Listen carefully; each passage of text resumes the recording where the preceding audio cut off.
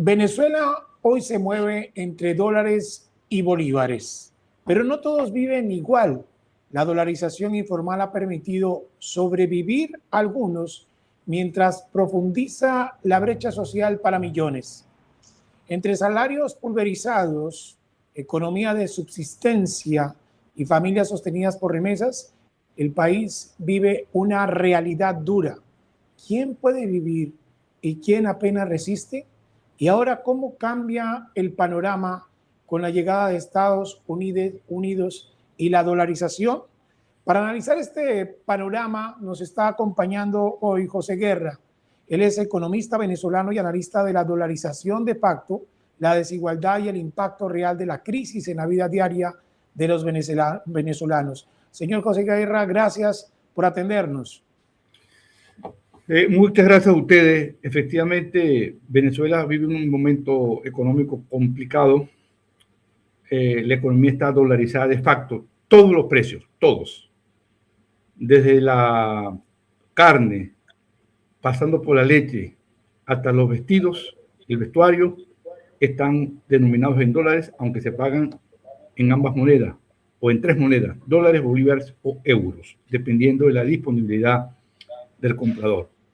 Y eso ha ocurrido así por la hiperinflación que vivió Venezuela entre el año 2017 y el año 2021, que básicamente desapareció el bolívar como unidad monetaria.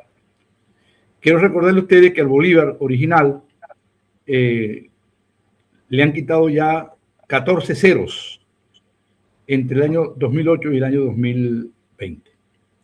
De manera tal que es una moneda para todos fines prácticos que ha perdido todos sus atributos monetarios, y en el medio de ello están los venezolanos con una situación de extrema desigualdad entre aquellos que reciben dólares, ganan en dólares, tanto porque están calificados para ganar en dólares o reciben remesas del exterior, y la inmensa mayoría que no recibe ni dólares del exterior ni gana dólares en Venezuela. Entonces es un país paradójico que en este momento pues, está en el ojo del huracán en el mundo por la acción que hizo el presidente de los Estados Unidos el 3 de enero de este año, que se llevaron preso a Nicolás Maduro, presidente de Venezuela, y a su esposa, y los tienen encerrados presos en los Estados Unidos, pero ha reconocido de hecho a la presidenta encargada, Delcy Rodríguez, y están llegando a algunos acuerdos. Es en ese contexto en el cual pues, está Venezuela recibiendo ahora ingresos por exportaciones petroleras que antes iban a China y están nutriendo esos dólares en la economía venezolana. Hay una sensación de algún alivio, pero no es suficiente dada la magnitud de la crisis.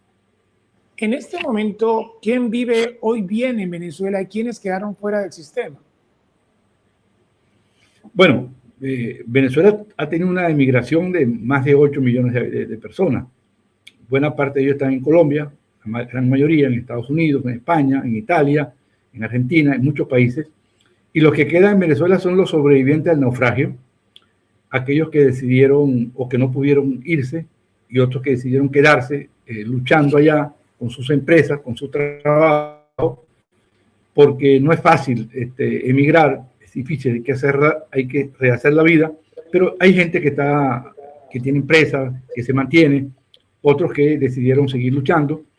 Entonces hay como dos países, el país del exterior, que son 7 millones, 8 millones, y el país interno, que son, o sea, los que están en Venezuela, que son como unos 27, 28 millones de habitantes, pero que están allá, digamos, sobreviviendo a la crisis y tratando otros de hacer oportunidades y rehacer lo que perdieron durante la crisis. ¿El salario en Venezuela alcanza para vivir o solamente para sobrevivir? O sea, ¿sí alcanza el dinero? No alcanza. Fíjese usted que la canasta básica alimentaria para una familia de 4 miembros, 4 integrantes, está cifrada de unos $420. Es decir, alimentos y servicios, 450, digamos, y solamente el 20% la puede adquirir. El resto adquiere, pues, digamos, un 30% de esa canasta, del valor de la canasta, y no vive en condiciones adecuadas, ni come bien, ni tiene los servicios apropiados. Esta es una situación muy complicada la de Venezuela, por esa brecha salarial tan grande, porque hay dos mundos en realidad, el mundo del sector privado y el mundo del sector público. Los empleados públicos ganan un salario que en promedio, mejor dicho, una remuneración, que es salario más bonos, en promedio de unos 70 u 80 dólares mensuales. En tanto que el trabajador privado, en promedio de la industria, el comercio y otras actividades, gana unos 250 o 300 dólares en promedio. Es decir, hay una discrepancia muy grande. Pero en términos generales, las remuneraciones son extremadamente bajas comparado con el valor de la canasta alimentaria y de servicios. Señor Guerra, usted no ha mencionado que muchos venezolanos salieron, unos a Chile, a Colombia, a Estados Unidos, y muchos de los que se quedaron viven de las remesas. ¿Se puede vivir con ese dinero en las remesas que se envían desde fuera de Venezuela? No, no es suficiente. No es suficiente porque son muy pocos los que pueden enviar más de 200 dólares mensuales. Porque, bueno, entre los que se fueron hay gente muy calificada, que se fueron con toda su familia, pero los que se quedaron allá están recibiendo 100, digamos, el promedio es entre 80 y 100 dólares mensuales, y eso evidentemente es insuficiente, porque no es solamente la canasta alimentaria, también son los servicios, es la electricidad, que es cara, antes era regalada, ahora es cara, las medicinas que son también caras, es decir, no se puede vivir solamente con la remesa. Y digamos, es absolutamente inconveniente que un país esté viviendo la mayoría de su gente basado en el trabajo de otros que están en el exterior. El país tiene que tener condiciones para generar ingresos y para producir, y yo creo que eso es lo que le hace falta a Venezuela. Hagamos un ejercicio. Con 100 dólares, ¿qué se puede comprar en Venezuela? Con 100 dólares usted puede comprar los alimentos, es decir, si compra la canasta alimentaria, no le va a alcanzar. O sea, usted puede comer con 100 dólares aceptablemente bien por unos 12 días, no más de eso. Es decir, eso quiere decir que usted tiene que fraccionar el ingreso y estirarlo hasta los 30 días, ¿verdad? Para que pueda, pues, alimentarse medianamente, porque no se va a alimentar bien. O sea, no hay manera de que con 100 dólares usted pueda cubrir todas sus necesidades, porque además los productos son muy caros en dólares en Venezuela. Venezuela es más caro en dólares que en Colombia. Es decir, usted con 100 dólares en Venezuela compra 70% de lo que compra en Colombia. Es decir, que en Colombia los dólares rinden más que en Venezuela, para ponérselo más claro. ¿Tiene algún ejemplo de algún producto que usted pueda hacer la diferenciación? Por ejemplo, se ven ahora el kilo de carne. No sé cuánto cuesta en Colombia, pero en Venezuela un kilo de carne llegó a costar 17 dólares. Ahora está costando 12, porque el tipo de cambio ha bajado. No sé cuánto estará en Colombia, pero 12 dólares es caro un kilo de carne. Ha bajado un poco más, tal vez 10. Pero ese es un ejemplo que yo le pondría, pues, un kilo de carne.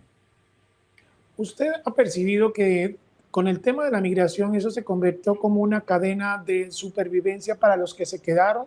Porque por lo general le toca sobrevivir al que está en ese país para mantenerse, pero sacar recursos de 100 o 200 dólares para enviar a su familia.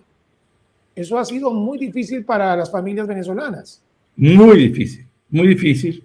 Y sobre todo en los países donde los ingresos no son tan elevados como en los Estados Unidos, es más difícil todavía. Por ejemplo, en Colombia, yo dudo que alguien que trabaje, digamos, en términos promedio, porque hay gente muy calificada en Colombia, que son presidentes de empresas, jefes, etcétera, que ganan muy bien.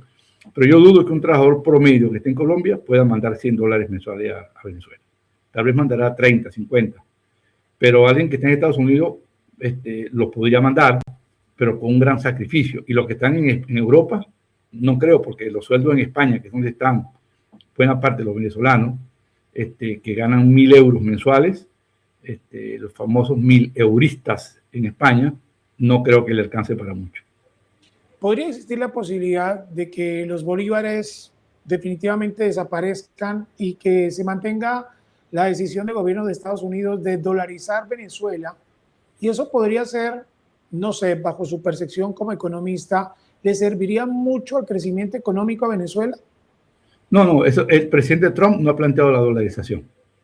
No, eso es una noticia falsa que se corrió.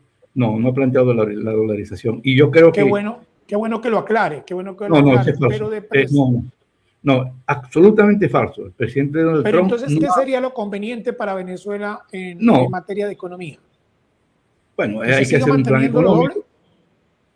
Sí, Venezuela va a ser una economía bimonetaria por muchos años, como lo es Perú, como lo es Uruguay, que tiene inflación baja, pero que fueron países sometidos a altas inflaciones, y no es fácil salir de la dolarización informal, como la que tenemos en Venezuela una vez que usted entra a ella, porque la inflación no se cura de un día para otro. Perú, por ejemplo, que tiene ya 30 y tantos años con inflaciones bajísimas, todavía es una economía dolarizada, lo mismo que Uruguay, dígame Argentina. Entonces, Colombia no lo es. Colombia es un país donde prevalece su moneda porque siempre ha sido un país disciplinado en términos fiscales, no tiene inflaciones altas, pero esa dualidad monetaria se va a quedar por un tiempo. Pero Venezuela tiene un camino que hacer, que reconstruir, que es la estabilidad monetaria, bajar la inflación. Eso significa reordenar al Banco Central y sobre todo que el gobierno no siga manteniendo esos déficits fiscales tan grandes que tiene, financiados de la nada con impresión de dinero que hace el Banco Central. Esa venta del petróleo que se está anunciando va a ayudar mucho a la economía de Venezuela y a la persona del común. La está ayudando. Al común no sé. No sé porque los dólares lo agarra el gobierno, los dólares entran por el Banco Central se lo asigna a las empresas y se importa productos que antes eran muy difíciles de encontrarlo.